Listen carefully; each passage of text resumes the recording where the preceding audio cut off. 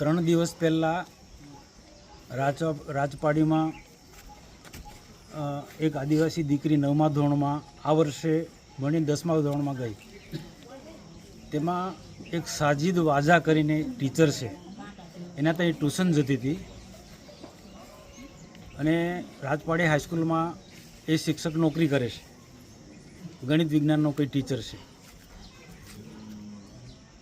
આ છોકરી સાથે એને ખરાબ વર્તન કર્યું, છેડતી કરી, અને એ હિંમતવાળી છોકરી કહેવાય કે એ ટીચરની જે ખરાબ ઈચ્છા હતી એને શરણે ના થઈ. તો એ છોકરીને પહેલાં તમે બિરદાવે છે, એના માટે પોલીસ સ્ટેશનમાં FIR થઈ છે. પોલીસને પણ કહ્યું છે કે અમે કાયદેસરની કાર્યવાહી કરો, પણ રાજપારડી પોલીસ સ્ટેશનના PI પર મને ભરોસો નથી કે 3 દિવસ થયા, 3 દિવસમાં આમાં કંઈક ને કંઈક રીતના પડદો પડે એ રીતના પ્રયત્નો કરી રહ્યા છે. મેં હમણાં SP ને પણ વાત કરી.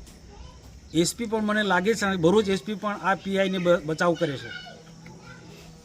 આ બધા ગામના લોકો ભેગા થયા, કેટલાક લોકોએ કીધું 10મો 11મો બનાવ છે, તો 10મો 11મો બનાવ બને તો બધી બાબતમાં પોલીસને ખબર પડે છે, કયા ખૂણેથી ક્યાં હપ્તા લેવાય પોલીસને ખબર પડે છે, કયા રીતિવાળે ક્યાંથી ક્યાં ધંધાવાળા પાસે હપ્તા લેવા તે ખબર પડે છે.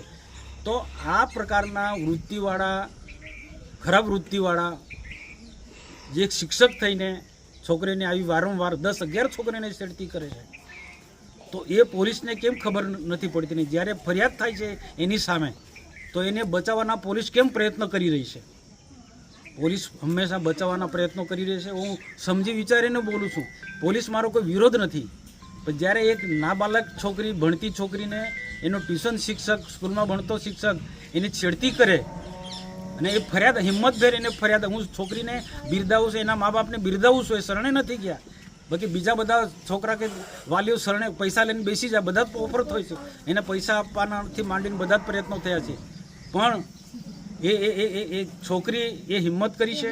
મેં વ્યક્તિગત રીતના પણ મળ્યો છે, એના મા બાપને પણ મળ્યો છે, અને હું ફરી પણ એના વાલીઓને પણ કહું છું, આગેવાનોને પણ કહું છું કે આવા લોકોને, આવા શૈક્ષણિક જગતમાં આવા ટીચરોને કોઈ પણ સંજોગોમાં, એ હિન્દુ હોય કે મુસ્લિમ હોય, કોઈ પણ હોય, એ શિક્ષક એટલે ગુરુ કહેવાય, એ ગુરુ તરીકે એને રહેવું જોઈએ. બાળક એટલે એનું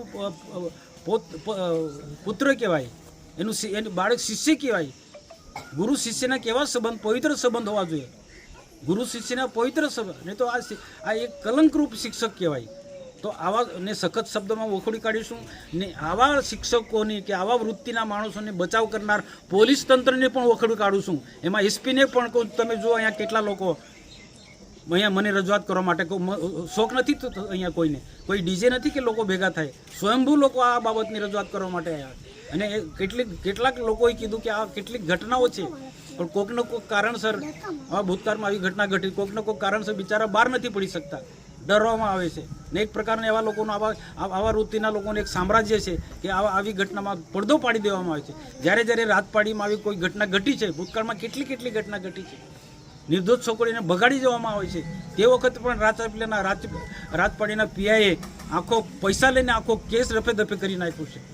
તો આ પોલીસ તંત્રનું આ કામ છે, પોલીસે ન્યાય આપવાનું કામ છે, ગુનેગારોને દબાવવાનું કામ છે. જ્યારે ભરૂચ DSP ને પણ હું કહું છું કે આવા PIને કાયદેસરની કાર્યવાહી કરો, એવા PIને DSP પણ બચાવ ના કરે. ને હું કોઈથી ડરતો નથી, સાચી વાત કરવા માટે જરા પણ, એમાં DSP હોય કે ગમે તેટલો મોટો ચમરબંધી હોય, કોઈ ગુનો કરતો હોય એની સામે લડવાનો ના DSPની ફરજ છે. જ્યારે હું શાંતિથી વાત કરતો હોય તો મારી વાતને શાંતિથી સાંભળવું જોઈએ, એના બદલે DSP ફોન કાપી નાખે છે. એટલે ભરૂચ DSP શું સમજે છે એના મનમાં? આ PSIને છાવરવા માંગે છે, PIને છાવરવા માંગે છે. રાજ્ય સરકારના મંત્રીઓ પણ, ગૃહમંત્રી પણ આની નોંધ લે કે આવા પોલીસ તંત્રને કેમ ચાલવે છે. આના માટે, આ વિસ્તારના માટે જે પ્રકાર આવા કૃત્ય કરનારા, આવા ગુનો કરનારા લોકોને વારંવાર રાજ્ય સરકારનું ધ્યાન દોરું છું. રાજ્ય સરકાર કેમ આવા લોકોને બચાવ કરે છે? હોમ મિનિસ્ટર હર્ષ સંઘવીને પણ કહું છું, પ્રશ્ન કરું છું, ધ્યાન આપો. ભરૂચ જિલ્લામાં રાજપાડી ક્ષેત્રની અંદર કેટલી ફરિયાદો અમે કરીએ છીએ.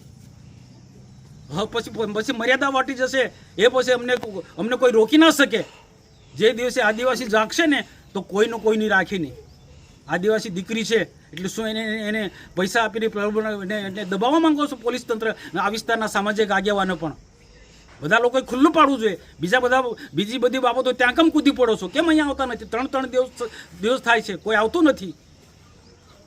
તો એના બધા જ આગેવાનો રાજપાડીના બધા જ લોકોનું અભિનંદન આપું, સલામ ભરું અને ખાસ કરીને હું સરપંચને સલામ ભરું કે એને હિંમતભેર આ પરિવારને મદદ કરી છે, આ દીકરીને મદદ કરી છે.